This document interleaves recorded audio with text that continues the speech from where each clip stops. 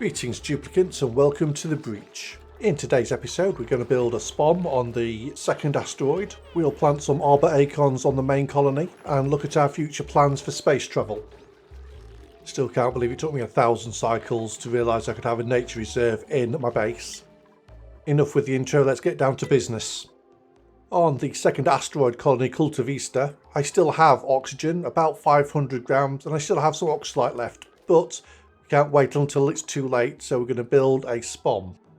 The plan is to only leave one duplicant on this colony, so even a half Rodriguez would be overkill. It's maybe been 5 years since I've built this style of SPOM, so there will be a fair bit of troubleshooting to get it to work. Here is the very basics. An electrolyzer and 3 gas pumps, 1 for hydrogen and 2 for oxygen. Next thing I'll add is a water reservoir and a hydrogen tank. That salt water is going to be coming in at -10 degrees Celsius, so we need to warm it up a bit. We also need to cool down the oxygen as it's made, so we're going to do a heat exchanger within the SPOM itself. I get to use the refined metals I'd sent from the other base in the last episode.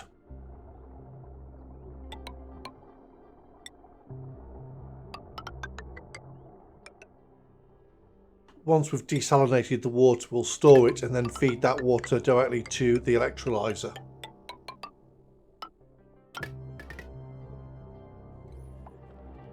This top pump will be removing the hydrogen and we'll pump that directly into the gas tank.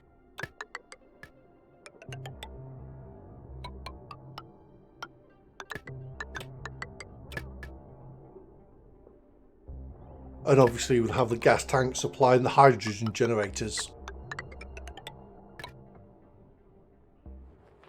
Well, that's the basic setup for the SPOM, including the power supply. So we're now just going to wait for Ellie and George to get round to building everything.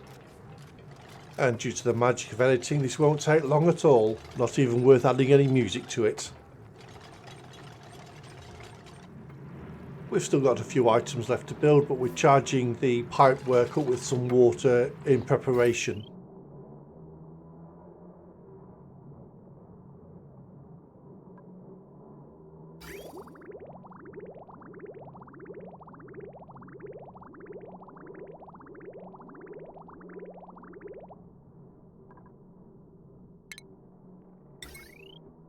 Now that we've got the water in the pipes, we can turn on the desalinator and that will turn that salty water into clean water, so it's ready to be electrolyzed. The water leaving the desalinator is below its freezing point and is damaging the pipework. I will have to try and heat the water up more before it reaches the desalinator. This should be a fairly easy fix. I just run a pipe past all the hydrogen generators. We'll close up the SPOM, try not to trap either duplicant inside. This little build has taken both the duplicants 7 cycles to complete.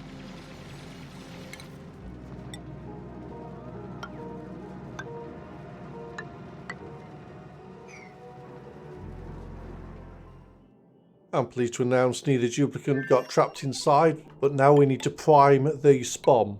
Priming a SPOM normally means getting rid of any oxygen in the hydrogen area. The hydrogen area in this SPOM is anything left of the metal doors. We've added pipe work for the lower pump, so that will just vent towards the base. Until the system is primed, we're not going to pump the upper gas through the hydrogen generators. We now connect the electrolyzer and the pumps to the electricity. Then we can use the materials overlay and wait for the system to be all primed and ready to go.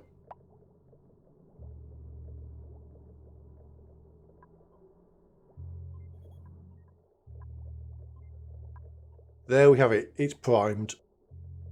We can now send all the gas from the top pump to the generators without fear of them being damaged by any other gases than hydrogen.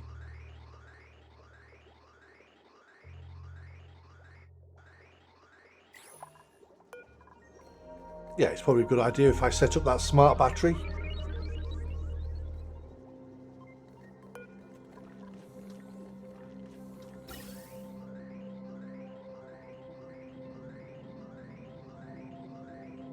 Well, that's the inside of the SPOM sorted out and working. We now need to get it to work with the water being pumped in.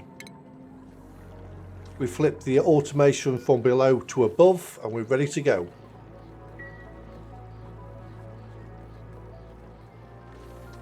We have a problem. Our preheating of the water system isn't working. It's not bringing the salt water above 0 degrees Celsius. We'll have to get back to this problem in a bit, but don't worry, I have a cunning plan to solve this.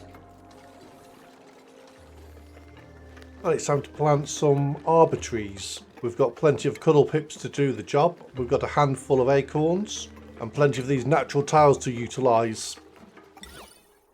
I'm going to use the ceiling trim to force the cuddle pips to plant the arbor trees where I want and not where they want. We're going to add the cuddle pip to the ranch. Handily enough, this will not overcrowd the stone hatches. We'll also add the arbor acorns into the ranch so the pips can easily access them. With the pips being in the ranch, they'll also get their grooming as well, which, although I have no evidence for, does seem to speed up the planting process for me.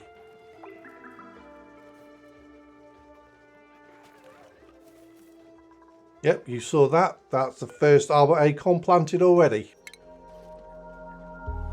I'll plant the second acorn with a single tile gap, and I'll use a ladder section to stop the branches from growing in that direction.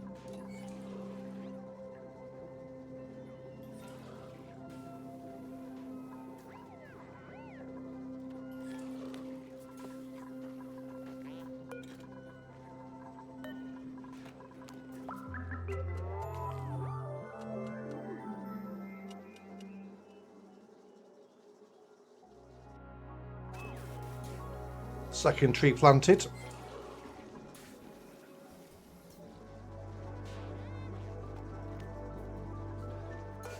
Between the second and third tree, I'm going to leave a 2-tile gap. Although arbor trees don't directly provide food, they're probably the most powerful plant that the duplicants have access to. The lumber the trees drop can be turned into ethanol. The ethanol can be burnt, which provides carbon dioxide and polluted water. You have enough lumber being produced, that means you'll have enough CO2 to feed a number of slicksters, and those slicksters will provide meat, and therefore you have food. The slicksters also make petroleum as a byproduct, which also can be burnt to produce more CO2. Although my pip ranch is presently being fed by reed fibre, I can change that to arbor trees for a very efficient use of the space.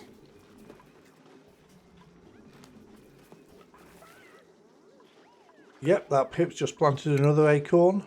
These wild planted trees will take 18 cycles to grow their main trunk, and then another 18 cycles after that to produce branches. Obviously this is a lot slower than cultivated trees, but then again I don't have to supply them with any water or dirt to grow them. In a second I had a spam caller and I managed to fat finger the recording software and I lost a lot of footage, which I was going to use to talk about wild planting and the rules involved in such a process.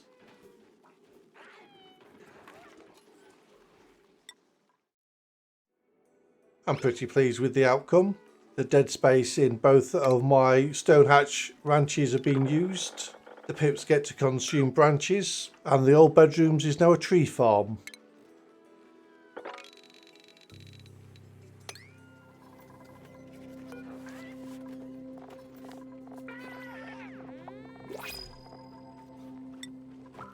The eggs can now be returned to be made into omelettes, but I probably want to be planting some lettuce before I start cooking mushroom quiche. My presently available lettuce is better going towards the Frostburger. During the 1,000 cycles I've had an enclosed base, I've had a few problems. The first one was supplying enough oxygen to the atmospheric suits. So I'd use the bridge priority rules to pressure the base with oxygen, and once that is pressured, send the rest of the oxygen to the atmospheric suits. I've labelled the 2 full flow gas pipes with a blue arrow. Their bridge priority is shown with a red arrow, and the overflow is shown with a yellow arrow. And the final bridge takes the excess oxygen and sends it up to the top of the base. This gives me a full gas pipe to supply the back 11 atmospheric suits with oxygen. The third oxygen pipe supplied my base just charges the first 3 atmospheric docks with oxygen. As these are the 3 most used suits, it's worthwhile keeping them fully charged.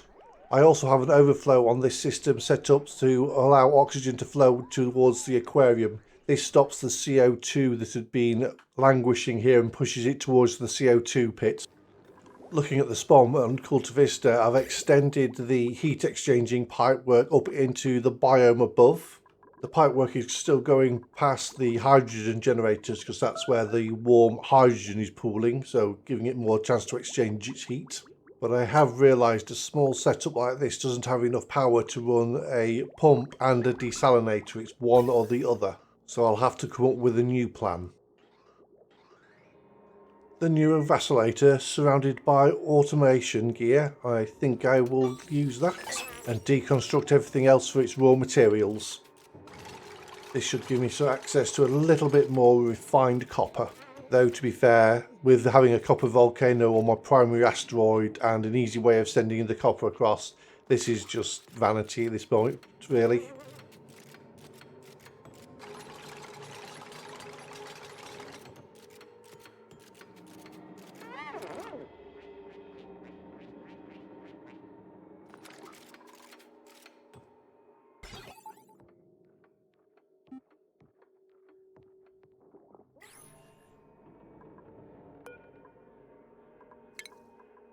It is a little cold around here because that's liquid chlorine. I probably don't want George hanging around in here for too long.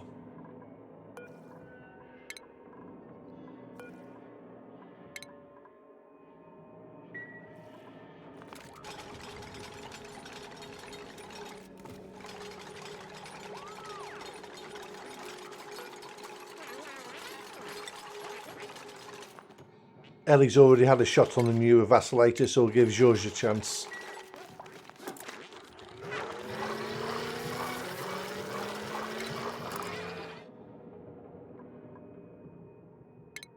Sunny disposition, not too bad for somebody I want to be sending into space soon.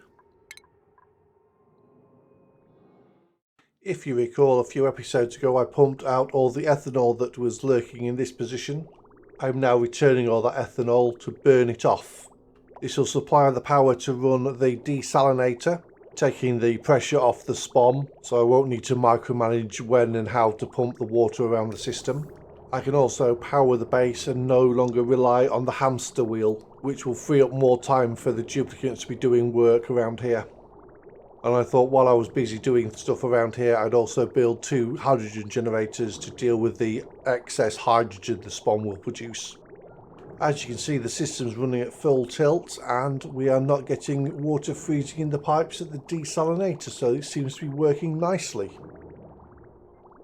I might need to do some calculations and work out how many wild arbor trees I need to plant to supply enough ethanol for this system. Though I think I have enough reserves of ethanol to last me 50 to 100 cycles, so that will be for another episode. Future me problems. I have 2 ice biomes that I haven't really started to defrost yet, so it's time to drop some water in there to help it thaw. Between now and the next episode, I'm going to get round to digging out a lot more areas and consolidating a lot of the water into one place, which at the moment is just the bottom of the map, so I can pump it out into the SPOM. And we've picked up a few more malts, which is more lime for the steel production.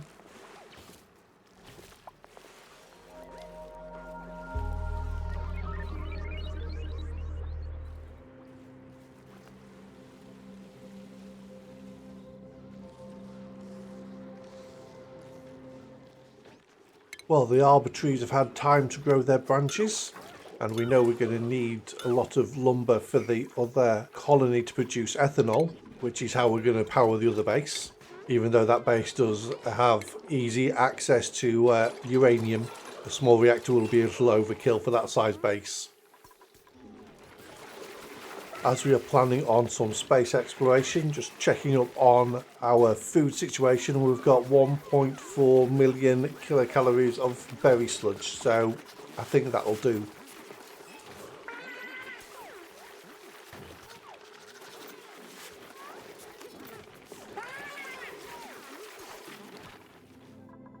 Today, Ruby is going to be our designated test pilot. She's going to be respec'd into data analysis, research and rocket piloting.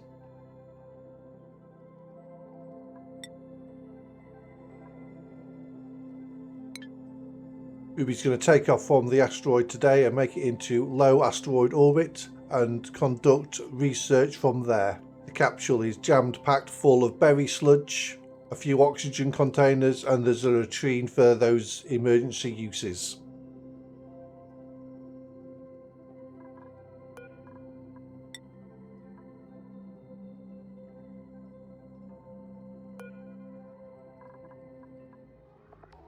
Today's test flight is using cold gas thruster technology. By using compressed carbon dioxide, they hope to make low asteroid orbit. Godspeed, Ruby.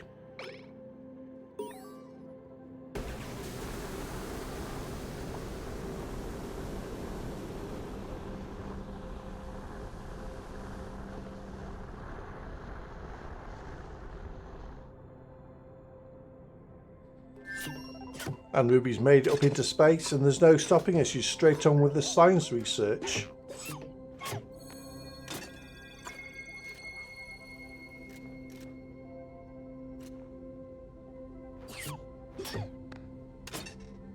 Well, I've covered everything in the episode that I wanted to, and I'm going to leave Ruby up in space until the next episode. Thank you very much for watching, and as always, I'll see you on the other side.